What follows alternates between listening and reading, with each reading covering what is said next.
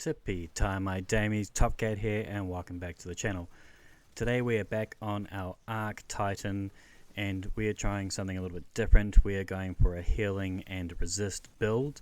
The reason I've tried to do this is because we've just come off the back of Solar 3.0 when restoration was all the rage, and I don't know about you, but whenever I'm jumping into a 1600 activity, I'm definitely feeling the pinch. So I've made this build to try and counteract, give myself some heal, not just me, my team as well.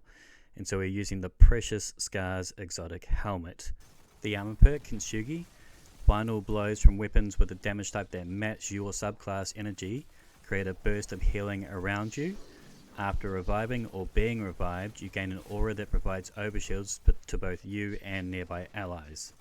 The health that it awards you is quite nice as well.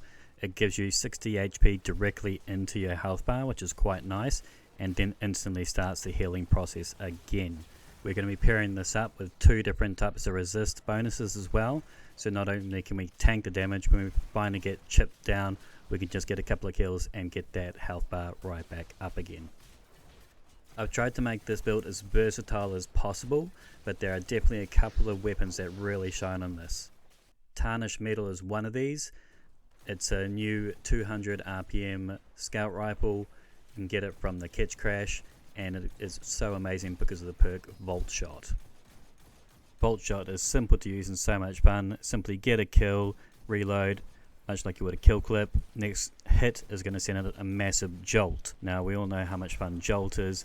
It just destroys that target and any other target around it. We're also running an anti-barrier scout rifle mod. Very good this season.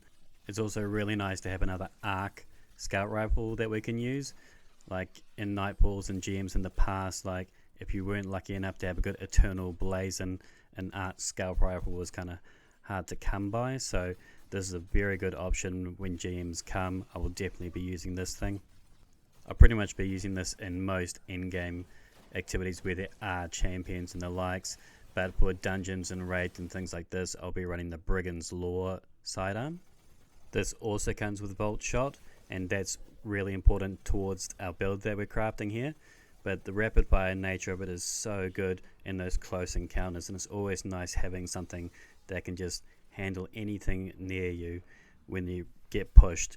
And it's also giving us the heal bonus, which is the main reason we're using it. The Volt Shock is fantastic. But this build will work with whatever arc weapon you want. It just has to be an arc weapon. For example, I love using the Half Truce on this build. Heavy weapon, just get to go in there and slay, go balls to the wall, and know that every time you're killing stuff, you're just getting that health bump, so you can get a little bit crazy with this thing. You need 2 kills to get that health bump, but this is part of the charm of the Volt Shot on both the Scout and the Sidearm, that you're getting multiple kills with one shot, so you're getting that health bump all the time. But in in-game content, we can't solely rely on this exotic. We're also going to want some resistance. So we are using Spark of the Resistance Arc Fragment. While you are surrounded by combatants, you are more resistant to incoming damage. This is also going to give us a nice 10 bump to our strength. This will give us a bonus 30% resistance, and this will stack on top of the 40% resistance we get from our 100 Resilience Titan. We're using the Knockout Arc aspect. So when you're critically wounding a target or breaking its shield, this infuses your melee attack with arc energy and increases your melee range and your damage for a short time. If you defeat a target with a melee attack, this will also start your health regeneration. So it's a great way, punch a couple of things in the face and you're going to get that health bump. And that's what the build is about. Health, health, health. Now some of you might have realized by now that Knockout is going to change since D1. Or even prior to the season. Pretty much any time you break shields, you will get knockout now. So you can shoot something 50 yards away and you're still going to get that knockout procced, so you can still get that great melee lunge. I found the Seismic Strike worked best with this. You do your little sprints, you do your little shoulder charge. If this doesn't kill them, it's going to blind them. And whilst you're amplified, this actually increases the blind radius. And blinding things is really good, and it feeds into our loop that we get Ionic Traces for. Now we've got our healing from our weapon kills, we've also got resistance from our fragments, we can heal with our melees, but it's always nice to have that little bit more. So we're going to be using the Supercharged mods paired up with Protective Light. So when we charge with light, we're going to gain a significant damage resistance, and this is just sitting there in our back pocket. We're using it with the supercharge because the more charge with light we have with this, the longer the timer of the resist is active for. Now when the 3.0 system came out initially, a lot of people switched off protective light in favor of the well system, but I still find in in-game content, particularly if you're trying to solo something, it's nice having this back pocket card here just to save you if and when you need it, and it's just nice having that little peace of mind knowing that it is there ready to protect you. You could go down the road using Reaping Well Maker, so you activate your class ability.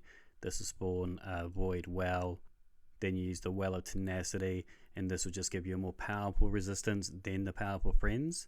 If you pair this with Thruster, it's a shorter cooldown, and you can actually overlap the Reaping Well Maker using the elemental time dilation, so you got more uptime on this. However, I found this you're always having to kill things to keep that resilience up, and so that's why I went with Protective Light, as it was a nice safety, and that's what I preferred over it. And also, when I want to change my build for a more DPS phase, I can just switch to a high energy fire without having to change my whole build around. So it just, for easy use, it was more viable across all game styles. So having this flexibility is really nice. You know, you might want to be running rocket launcher builds, so you might chuck on an Argent Ordnance build, you know, so you charge with light and you get these ultra powerful rockets. This is great for like the Daughters encounter, for example.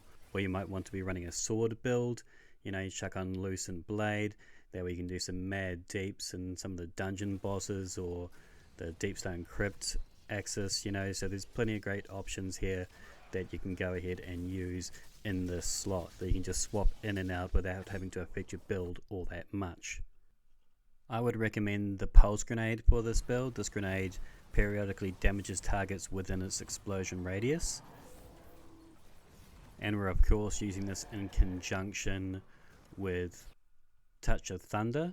So our pulse grenades are going to create ionic traces periodically as it damages the targets and increases its damage over time. So every time you're getting these pulse effects, it's going to be sending us traces.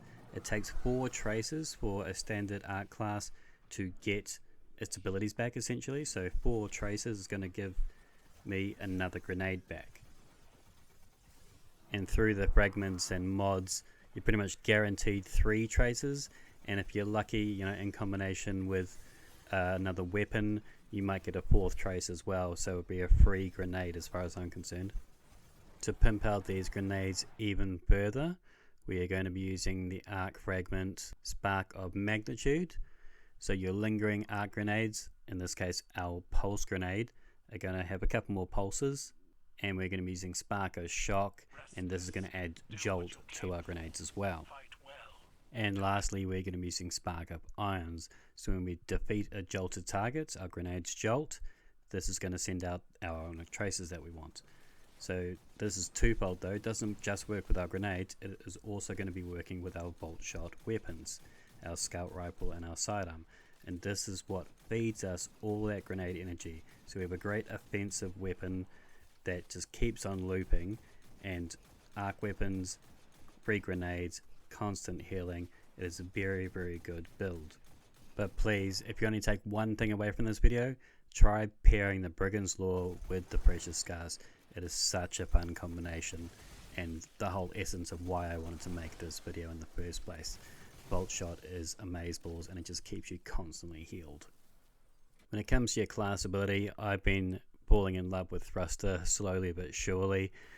At first it didn't seem like I was doing enough of a dodge, but definitely when I chucked it in 3D with a sword, I really actually started feeling how much the dodge actually does. And so now I've kind of started maining this thing.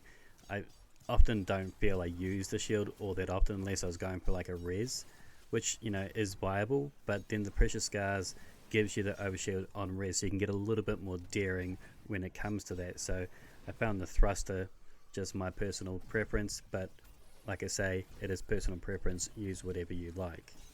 And this is much the same story when it comes to the super. I'm using T-Crash. You know, it's still a good super. It's no Curious of the Pulling Star strength, you know, it's no amplified 30% extra super damage, but it's still just quick, easy, fun damage. For my kinetic weapon of choice, I've been using the lightweight frame vorpal weapon Reese Walker from Iron Banner, but any shotgun will do in this slot. I've been using Unstoppable Shotgun mained on my gauntlets for this reason, as with this build I want to have all of the champ stuns available to me so I don't have to mix it up all that often. It's for this reason that I'm running the Surge Detonators class item mod. You get this from the seasonal artifact. So your arc grenades disrupt combatants, stunning them.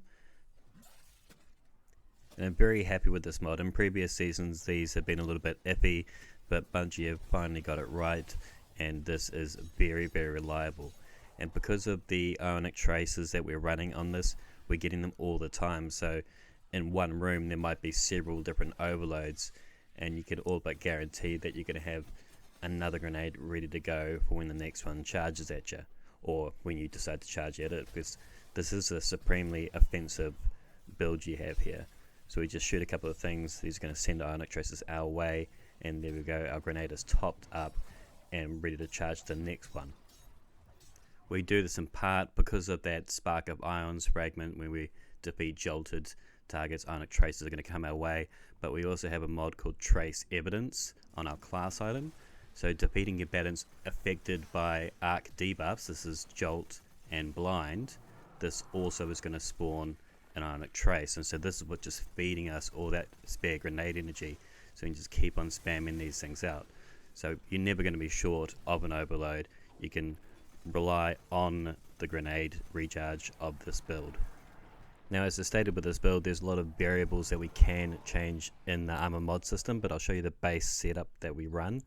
Elemental charge on our helmet, rocket launcher ammo finder, of course you swap this out whatever you want, but you're going to want the shotgun ammo finder, protective light. This is the mod that you might want to swap out for high energy fire, Argent ordnance, or loosened blade depending on the activity that you are running. Unstoppable shotgun and anti-barrier scout rifle. Supercharge mod, this will get our stacks up charged with light up, and a thermoshock plating for reduced incoming damage both for solar and arc. Seeking Wells mod, invigoration just for some extra melee cooldown, and a shotgun scavenger. Elemental armaments, we're getting an awful lot of bolted weapon kills, so this is very important for our Wells. Trace Evidence and Surge Detonators. So I hope by now you've come to see what we've crafted. This thing heals, it resists, it's got all the champs, it's got great volts, great grenades, and it can just take on all the in-game activity that you can chuck at it. So do me a favor, if you liked it, hit that thumbs. If you're new and you liked it, please hit that subscribe. If you got any questions or suggestions, feel free to chuck it in the comments down below. But until next time, tippy tie my damies, what a tie. Bottom of everything, he's the most tip-top.